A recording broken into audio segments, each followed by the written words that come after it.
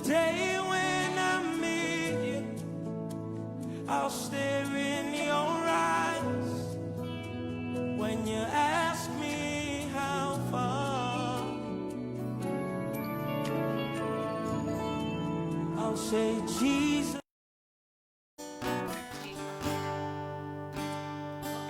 Amen. Shalom po. Welcome po sa ating 20th day of prayer and fasting. Amen. Tayo po ay magpuri at umawit sa ating Lord. Amen.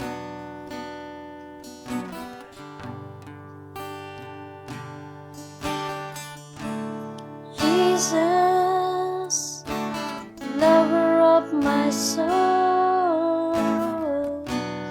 Jesus, I will never let you go. You're taking me from the miry clay. You set my feet upon the rock, and now I know I love you. I need you. Though my world may fall, I'll never let you go. My Savior, my closest friend, I will worship you until the very end. Jesus, lover of my soul. Jesus, I will never let you go. You've taken me from the miry clay, set my feet upon the rock, and now I know I love you. I need you. Though my world may fall, I'll never let you go. My Savior, my closest friend, I will worship you until the very end. I love you. I need you. Though my world may fall, I'll never let you go. My Savior, my closest friend, I will worship you until the very end.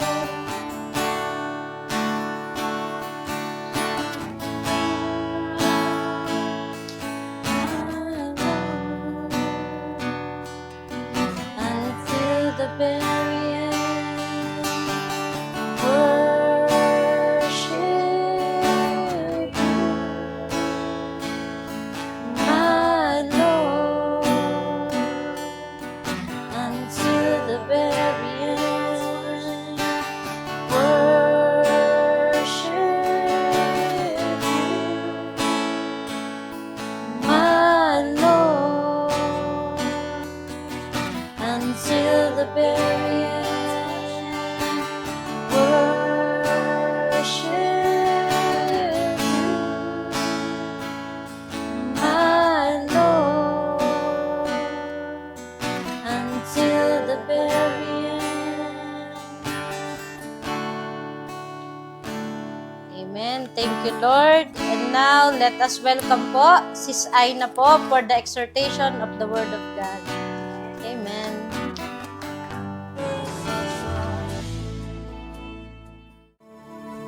You are my purpose for being alive. All the glories of this world do not compare to the day when I meet you. I'll stare in your eyes when you ask me how far.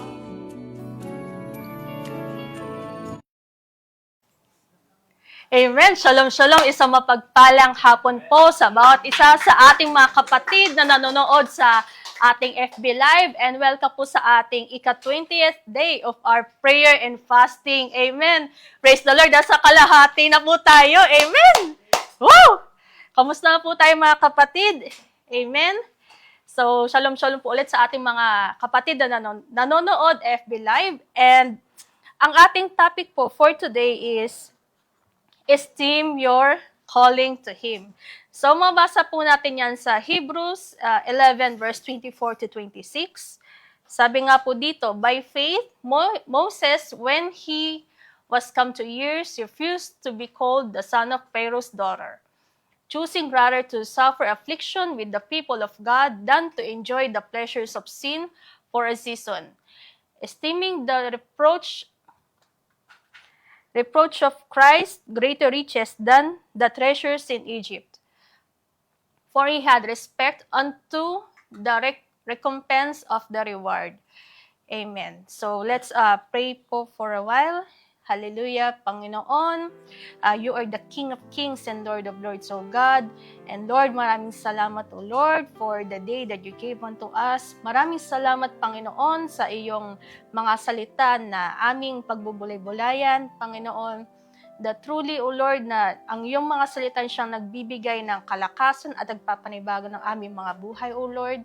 And gayon din, O Lord, na nasa aming pag-aayuno, Panginoon, na ikaw lamang ang siyang aming maitaas at hindi ang aming mga sarili, O Lord. At gayon din, O Lord, yung aming mga panalangin, Panginoon, we believe that it's already answered. And Lord, gayon din sa mga oras na to, itago niyo po ko sa likuran ng iyong krus, maihayag lamang ang iyong mga salita, Panginoon. To God be the glory in Jesus' name. Amen. So sabi nga po dito, the example of Moses in our theme scripture is what God expects for us. He wants us to be identified with Him and esteem our calling in Him, much more than the wealth, fame, and comfort that the world could offer. So, once the Lord calls us, yun na yun. Amen. So, wala nang paligoy-ligoy pa, like what Moses did. So, he chose God over the things na nasa paligid niya. Amen. So, he believes na nasa ating Ama ang tunay na kayamanan. So, hindi lang naman po siya yung literal na kayamanan, but a real life na which is pang-eternal na we cannot find sa mundong to.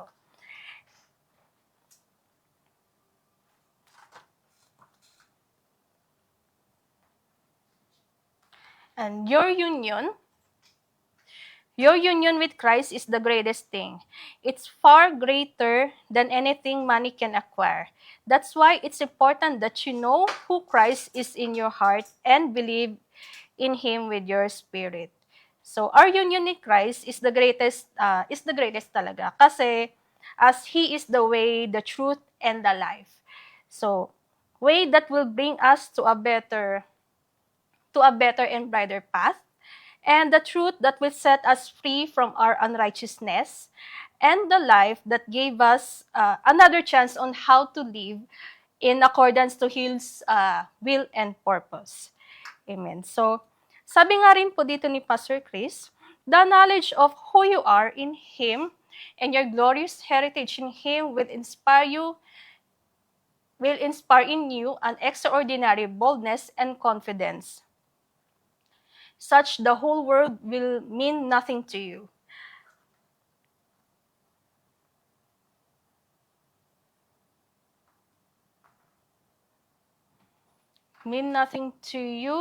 Pleasing Him in all things, fulfilling His identity for your life becomes all that you care about. Amen. So, mas pinapahalaga na natin yung makalangit. Mas naging conscious ka na sa ginagawa mo. So, maraming pagbabago sa buhay mo na from that time na tinawag tayo ng Panginoon. Amen. And minsan sa pananalita, minsan sa kilos din, na minsan magugulat na lang yung mga kaibigan mo, mga kapamilya mo na nakakilala sa'yo. Dati ganito ka, sobrang nuknukan mo ng pagkabait, pero eto, binago tayo ng Lord dahil tinawag niya tayo. And And mas pinipili mo ng pumunta sa mga gawain. And dumidistansya ka na sa mga alam mong walang magandang may dudulot sa'yo. Amen. So you do what is more pleasing to the Lord.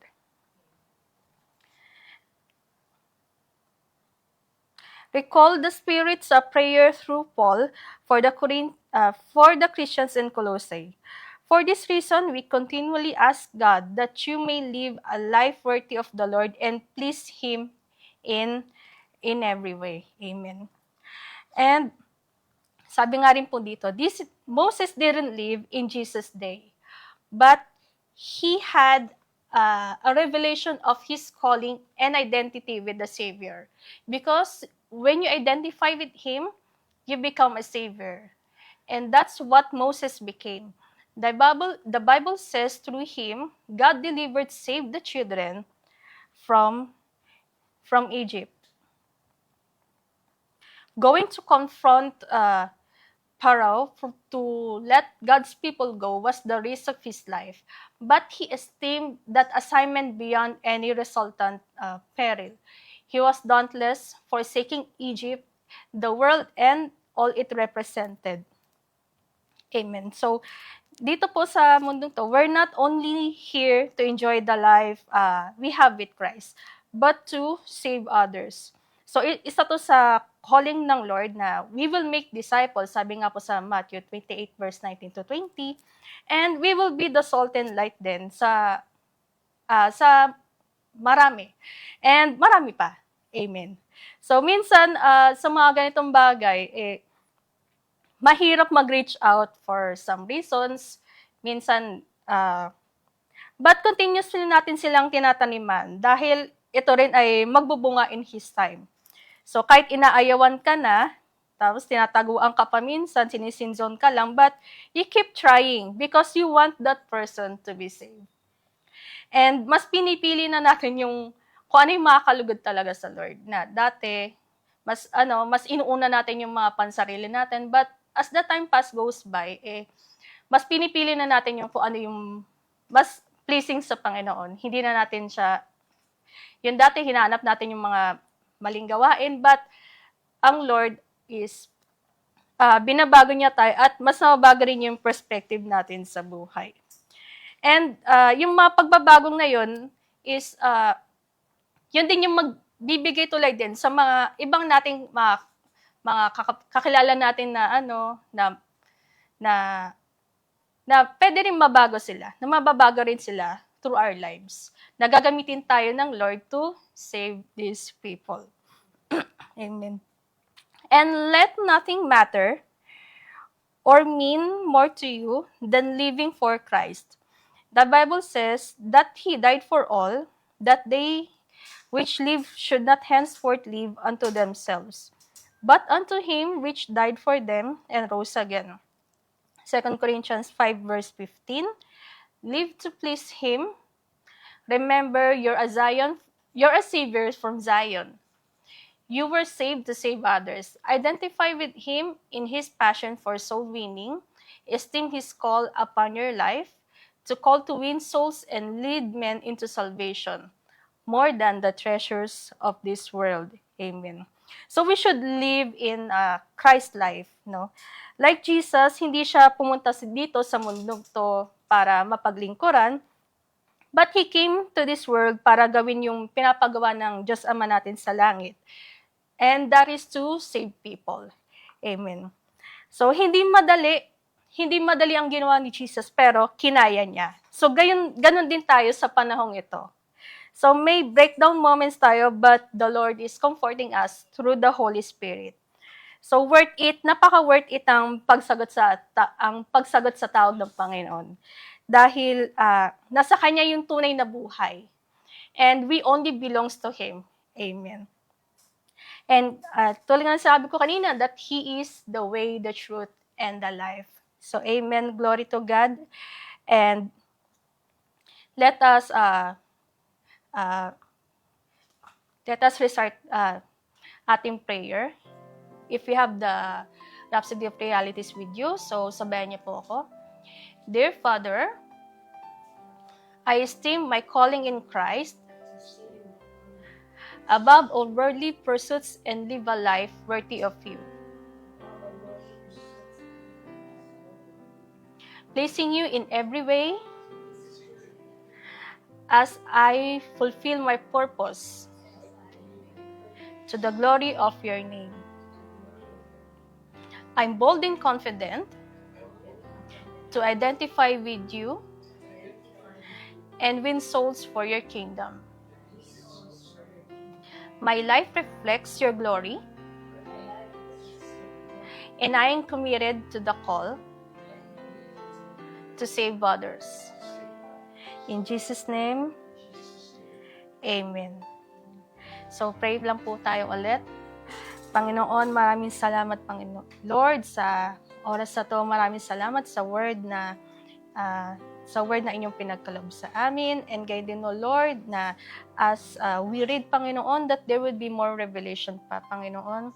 And gayon din, O Lord, sa mga kapatid namin na mag-aayunan ngayon, Panginoon, Lord, bless them at pag-ingatan niyo sila. At gayon din, O Lord, sa aming mga kapatid na magbe-break din ng fast ngayong gabi. Maraming salamat, Panginoon. Ikaw lamang ang siyang maitaas sa aming mga buhay. In Jesus' name, Amen. So, for further study po, so let's, pwede din po natin basahin ang Hebrews 11 verse 24 to 26 and Philippians 3 verse 7 to 9. And sa mga naka 1-year Bible reading plan po, so you can read po ang Matthew 14 verse 27 to 52 and Numbers 27 and 28. And sa mga naka 2-year Bible reading plan po, you can read Matthew 21 verse 33 to 46 and Exodus 19. So thank you to Pastor Chris and to all the people who are watching Facebook Live, and see you again tomorrow at 6 a.m. for morning devotion and 5:30 p.m. for evening devotion. God bless. I'll say, Jesus, I tried.